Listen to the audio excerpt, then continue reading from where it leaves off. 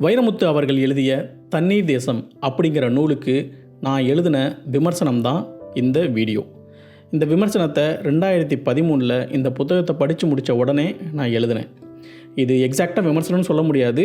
அப்படி விமர்சனம் எழுதுகிற அளவுக்கு எனக்கு தகுதி இருக்கிறதா நான் நினைக்கல. இது என்னுடைய வாசிப்பனுபவம் அப்படின்னு வேணால் நீங்கள் எடுத்துக்கலாம். இந்த யூடியூப் சேனலுக்கு நீங்கள் ஃபஸ்ட் டைம் வரீங்கன்னா என்னோடய பேர் இளையராஜா. இது என்னுடைய ஆடியோ பிளாக். இங்கே நான் எழுதுகிற சிறுகதை, தொடர்கதை, பிளாக் போஸ்ட் எல்லாத்தையும் ஆடியோ ஃபார்மேட்டில் ரிலீஸ் பண்ணிகிட்ருக்கேன்.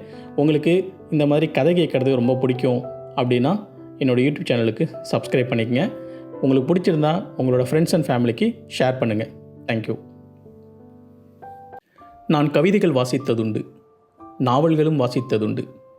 ஆனால் கவிதை வடிவில் ஒரு நாவலை வாசித்ததே இல்லை. கவிதை வடிவில் ஒரு நாவலை ருசிகரமாக எழுத முடியுமா என்று இந்த தண்ணீர் தேசத்தை வாசிக்கும் முன்பு என்னிடம் கேட்டிருந்தால் இல்லை என்பதே என் உறுதியான பதிலாக இருந்திருக்கும். ஆனால் இப்பொழுது நிச்சயமாக முடியும் என்பதே என் வாதம். கலைவண்ணன் ஒரு பத்திரிகை எழுத்தாளர்.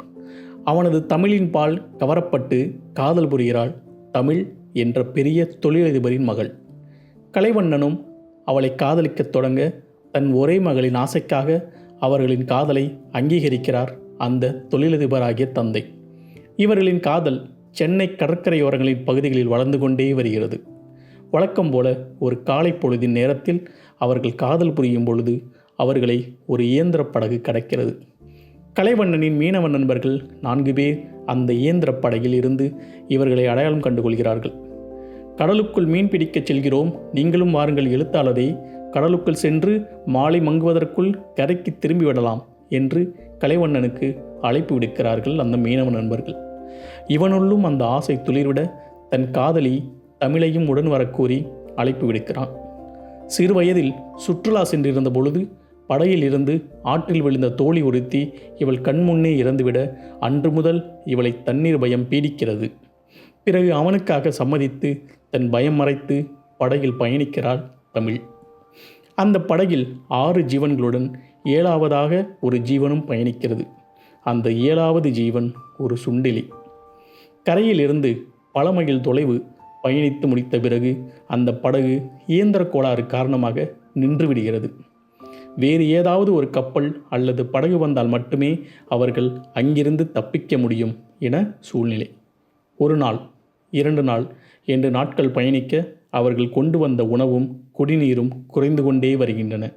இப்படிப்பட்ட சூழ்நிலையில் அந்த தண்ணீர் தேசத்திலிருந்து அந்த 7 ஜீவன்களும் பிழைத்தார்களா என்பதே இந்த தண்ணீர் தேசம். வைரமுத்து அவர்களின் எழுத்துக்கள் என்றுமே வசீகரமானவை. நாம் பலமுறை பேசி பழகியிருக்கும் வார்த்தைகளை கூட அவர் பயன்படுத்தும் பாங்கு நம் மதிமயங்கச் செய்யும். இந்த நூலிலும் அவரின் கைவண்ணத்தில் உருவான சில வரிகள் என்னை மீண்டும் மீண்டும் படிக்கத் தூண்டின. அவரின் தமிழ் ஆளுமை கண்டு பல வரிகளில் வியந்து போனேன்.